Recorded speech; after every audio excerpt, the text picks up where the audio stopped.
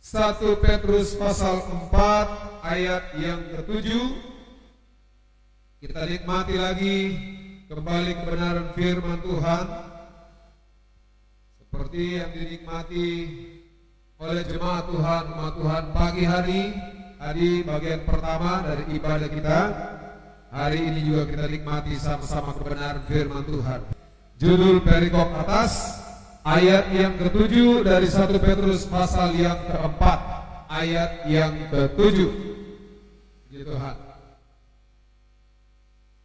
Kita akan membuka, saudara bisa ikuti di multimedia, di Facebook atau di YouTube dari GPDI Sion Koja. 1 Petrus pasal 4 ayat yang ke-7. Firman Tuhan berkata begini: kesudahan segala sesuatu sudah dekat. Karena itu, kuasailah dirimu dan jadilah tenang, supaya kamu berdoa. Puji Tuhan. Bicara tentang kesudahan segala sesuatu, itu dilihat dari secara global adalah kedatangan Yesus Kristus sesuai dengan firman Tuhan. Kesudahan segala sesuatu yaitu kedatangan Yesus Kristus, dan dunia ini akan dihancurkan. Yesaya pasal yang ke-24 ayat yang pertama jelas sekali itu bahwa bumi ini akan dihancurkan. Tetapi kita pelajari bicara tentang kesudahan, artinya segala sesuatu sudah selesai ketika waktunya Tuhan datang dan mengangkat setiap kita orang-orang yang percaya, orang-orang yang setia kepada Tuhan. Dan itulah yang disebut kesudahan segala sesuatu bagi mereka itu sudah tiba. Kita yang masih hidup sesuai firman Tuhan sudah semakin dekat kesudahan segala sesuatu. Sudah semakin dekat, sudah semakin diperhadapkan di depan kita. Dan mungkin itu tinggal beberapa waktu lagi. Kita boleh berencana membuat segala sesuatu, membuat A, B, C dan lain sebagainya sesuai jadwal, sesuai schedule, saudara. Mungkin di 5 tahun depan, mungkin di 2 tahun depan, mungkin 1 tahun depan, atau mungkin beberapa bulan ke depan, 6 bulan kah itu, 1 bulan kah itu. Tetapi kita tidak pernah tahu apa yang akan terjadi nanti. Yang jelas Alkitab berkata, kesudahan segala sesuatu sudah dekat. Bisa saja itu sudah di depan mata kita. Haleluya. Tapi bagaimana caranya supaya kita bisa bukan terhindar, tetapi bisa menghadapi dengan sukacita, hadapi dengan damai sejahtera? Kalau memang itu terjadi, kenapa tidak? Amin. Kesudahan segala sesuatu, akhir dari kehidupan. Ya, kita tidak bisa buat apa-apa. Kalau memang sudah waktunya Tuhan datang dan mengambil orang-orang yang percaya kepada Tuhan. Dengan cara apapun. Ya, ada dengan cara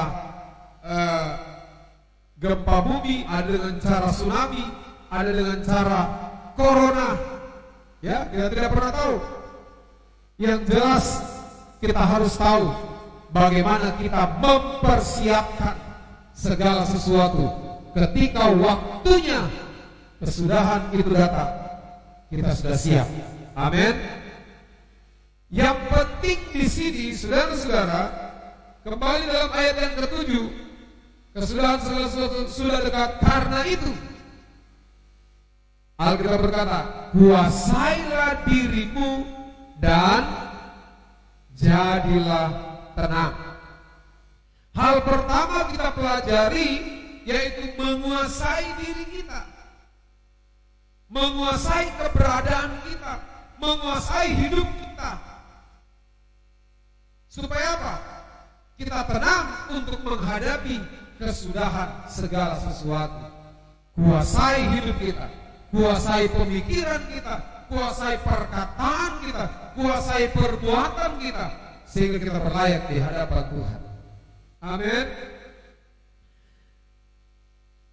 Dalam terjemahan lama, kata menjadi tenang, jadilah tenang, terjemahan lama itu dipakai kata pikiran sempurna. Jadi tenang, terjemahan lama pikiran sempurna. Luar biasa. Ternyata kalau kita mau pikiran kita sempurna, harus tenang. Orang yang tenang dikatakan pikiran sempurna. Tetapi orang yang tidak tenang, pikirannya amburadul. Pikirannya juga kemana-mana, tidak tenang. Banyak orang datang di ibadah, tapi tidak tenang. Kenapa? Pikirannya melayang. Ada orang tidak tenang berdoa. Kenapa? Karena pikirannya kemana-mana.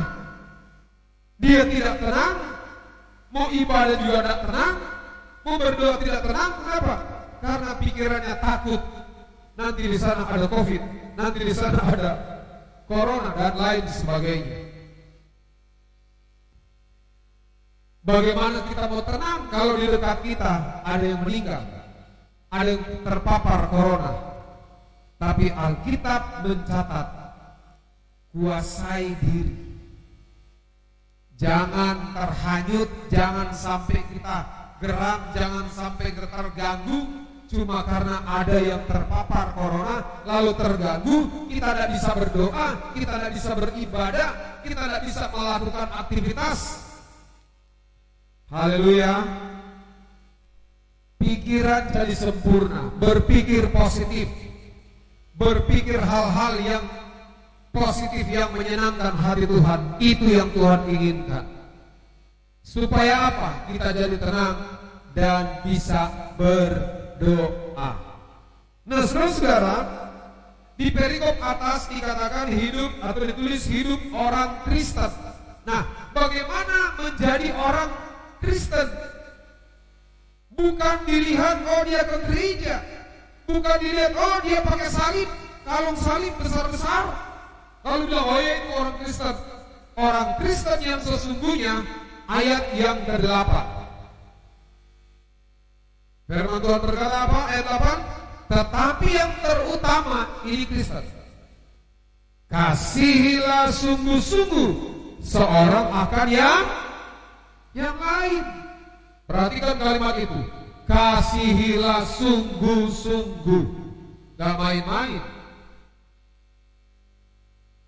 Bukan setengah-setengah hati mengasihi sesama, mengasihi orang lain, mengasihi tetangga, mengasihi kakak, adik, saudara-saudara. Bukan setengah-setengah, tapi Alkitab berkata sungguh-sungguh dengan hati yang murni mengasihi sesama. Itu baru Kristen. Amin. Bukan dilihat pakai salib besar, bukan dilihat setiap minggu datang gereja, bukan dilihat wah dia suaranya bagus nyanyi rohani, Yesus aku cinta kau, ku tinggikan, ku agungkan. Selesai itu dia benci sama sesama, dia benci sama keluarga, dia benci sama anaknya, dia benci sama adiknya, dia benci sama kakaknya. Itu kan disebut Kristen? No. Alkitab berkata kasihilah sungguh-sungguh seorang akan yang lain, sebab kasih menutupi banyak sekali dosa. Apalagi ayat 9, berilah tumpangan seorang akan yang lain dengan tidak bersungut-sungut. Jangankan kasih tumpangan. Ada orang datang, bantu dong. Ada orang datang, kasih sembako, malah ngenyek, malah apa-apa nih. Puji Tuhan aja, ada yang kasih, amin. Puji Tuhan, ada yang peduli. Ini ada malah ngejek. itu bukan Kristen namanya. Kristen yang sesungguhnya layak. Satu lagi, ayat yang 10. Layanilah seorang akan yang lain sesuai dengan karunia yang telah diperoleh tiap-tiap orang sebagai pengurus yang baik dari kasih karunia Allah. Layani. Haleluya. Layani. Melayani Tuhan dengan kasih.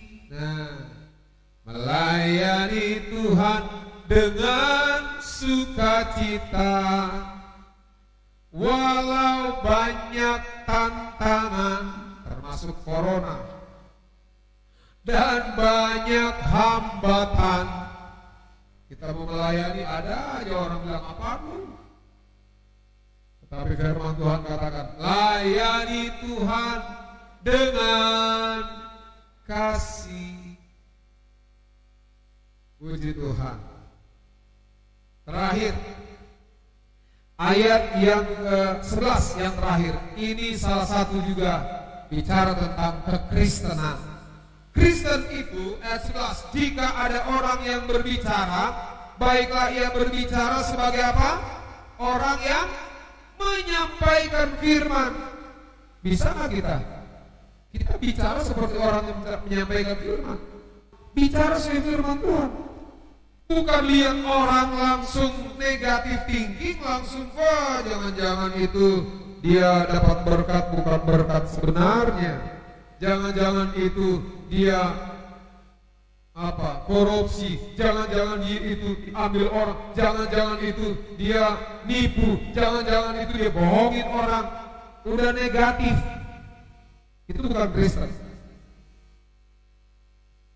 Kalau memang dia tahu itu bukan bagiannya dia akan datang bicara sesuai dengan firman, seperti orang menyampaikan firman Tuhan. Ya, kalau saudara jangan ikuti saya kalau lagi menyampaikan firman Tuhan bicara di luar, jangan. Tidak boleh, wah jangan. Dengan lemah lembut bagaimana cara kita bersaksi. Haleluya. Tuhan baik, bukan seperti itu caranya, harusnya seperti ini, dan Tuhan mengasihi Anda dan lain sebagainya. Jadi Kristen itu, jika ada orang yang berbicara, baiklah ia berbicara sebagai orang yang menyampaikan firman Allah. Jika ada orang yang melayani, baiklah ia melakukannya dengan kekuatan yang dianugerahkan Allah, melayani dengan sukacita, melayani dengan powerful. Haleluya. Amin. Supaya Allah dimuliakan dalam segala sesuatu karena Yesus Kristus, ialah yang mempunyai kemuliaan dan kuasa sampai selama-lamanya. Itulah kekristenan. Kristen itu bisa menguasai diri, gak suka emosi, gak suka marah-marah. Kekristenan itu tidak suka terpancing emosi, lalu ambil gear, lalu lari di jalan muter-muter, maju lo. Itu bukan Kristen. Lalu ambil batu lempar, apaan lo? Bukan Kristen. Lalu mulut langsung ngomongin yang tidak benar, bukan Kristen. Tetapi Kristen itu menguasai diri, menjadi tenang, pikiran menjadi sempurna, pikiran menjadi baik. Itu Kristen. Jangan bilang saya Kristen kalau mulut masih ember bocor. Jangan bilang saya Kristen kalau pikiran masih kotor. Jangan bilang saya Kristen kalau mulut masih suka bicara kejelekan orang, gosip, hoax. Haleluya. Tuhan tolong semuanya. Kesudahan segala sesuatu sudah semakin dekat. Bisa saja bulan depan. Kita nggak pernah tahu. Kita masih bisa hidup sampai tahun depan nggak? Nggak tahu kita. Kita masih bisa hidup sampai bulan depan nggak? Kita nggak pernah tahu. Jangan-jangan sudah nggak bisa 1 minggu lagi. Kenapa? Karena sudah dekat kesudahan itu, segala sesuatu artinya kita sudah nggak bisa beraktivitas, nggak bisa melayani lagi, sudah siap menghadap Tuhan. Untuk itu kuasai diri, jadi tenang, lakukan poin-poin sebagai pribadi yang namanya Kristen. Kristen itu pengikut Kristus. Ini orang tua kita dulu, dia berjuang untuk menghidupkan pelayanan. Cuma untuk satu jiwa, dia harus lewati lembah, naik gunung. Cuma untuk satu keluarga, makanya muncullah cerita itu. Ikut Yesus tidak sembarangan. Alkitab berkata, pikul salib. Di zaman modern sekarang orang sudah nggak suka pikul salib. Kenapa? Karena tujuannya amplop, tujuannya uang. Kita butuh itu, tapi itu tujuan layanan. Bukan diselewengkan dapatkan pundi, tetapi memang seperti apa kata firman Tuhan. Kuk itu berat, tapi kalau kita lakukan, kita gunakan, kita pakai, Alkitab berkata itu akan menjadi ringan. Bersama dengan Yesus kita lakukan perkara besar. Haleluya. Sekarang mau bilang apa? COVID-19 di depan mata kita, orang-orang di samping kita, orang-orang di dekat kita yang terpapar corona. Bagaimana dengan kita? Siapkan hidupmu, siapkan hatimu, kuasai diri kita, jadi tenang, dan kita bisa berdoa. Haleluya, kita bisa berdoa. Bagaimana kita mau berdoa kalau kita tidak tenang? Mari kita tunduk kepala. Tuhan baik bagi kita. Dia ada di tempat ini. Segala kemuliaan hanya bagi Tuhan. Dia memberikan kita pertolongan, dia memberikan kita kemenangan, dia akan memberikan kita pemulihan, asal kita sungguh-sungguh di hadapan Tuhan. Segala kemuliaan, pujian, hormat bagi Yesus Kristus Tuhan. Terima kasih buat benar firman Tuhan. Angkat tangan kananmu. Haleluya. Kita menyerah saja, menyerah saja. Tidak bisa kita dengan cara dan kekuatan kita, tapi kita menyerah saja. Biarlah Yesus yang ambil alih, biarlah Tuhan yang ambil alih hidup kita. Bagaimana Tuhan yang tahu setiap persoalan pergumulan kita. Di dalam nama Yesus Bapa, tolonglah kami semua Tuhan. Lepaskan kami dari cengkeraman, kuasa kegelapan, iblis, segala virus apapun juga yang mengganggu, yang akan merampas kesehatan kami, yang akan merenggut jiwa kami. Di dalam nama Yesus, proteksi kami dengan kuasa-Mu. Biarlah firman Tuhan menjadi pagar bagi kami untuk terhindar segala apapun juga, virus apapun juga, sakit penyakit apapun juga. Kami berdoa di dalam nama Yesus. Jemaat Tuhan, Tuhan proteksi dengan kuasa-Mu, protek umat-umat-Mu Tuhan, sehingga kami menjadi kuat, menjadi sehat, dan kami tetap kuat melayani mengiring akan Tuhan. Terima kasih Bapa. Bukan waktunya lagi kami bermain-main dengan keadaan, bukan waktunya lagi kita bermain-main dengan situasi kondisi yang ada, tetapi kami mau lebih serius lagi, lebih sungguh-sungguh lagi dalam melayani mengiring Tuhan. Terima kasih Bapa. Biarlah kesibukan kami, kesibukan yang menyenangkan hati Tuhan. Biarlah kesibukan kami, kesibukan yang terus menyukakan hati Tuhan. Terima kasih Tuhan. Terpuji nama-Mu kekal selama-lamanya. Engkau baik bagi kami. Buat kebenaran firman Tuhan yang kembali mengingatkan, menguatkan kami. Berkati semua kami. Umat Tuhan yang ada pada hari ini, di tempat ini, umat Tuhan yang menyaksikan lewat live streaming, Tuhan berkati dengan berkat-berkat yang berkelimpahan. Terima kasih Bapa. Di situasi kondisi apapun juga, Tuhan jamin kebutuhan keperluan kami, orang yang mengandalkan Tuhan. Dalam nama Yesus kami berdoa. dan mengucap syukur. Haleluya, haleluya. Amin, amin. Puji Tuhan, kembalikan kepada Ibu Gembala.